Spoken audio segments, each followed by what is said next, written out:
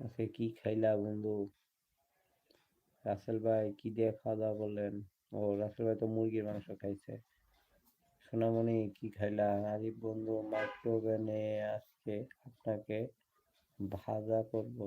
হুম, আমারে ভাজা করতে আইছে। হুম, আমারে ভাজা করতে আইছে, আমি ডরাইছি, ভয় পাইছি। পাক্কা পাক্কা অন আছি, বুঝছো না? আমি পাক্কা পাক্কা অন আছি। তুমি আমারে ভাজা করবা? পারবা না। কমেন্টে ভিডিও ভালো দিবেন তাহলে, কন্টেন্ট ভিডিও ভালো দিবেন তাহলে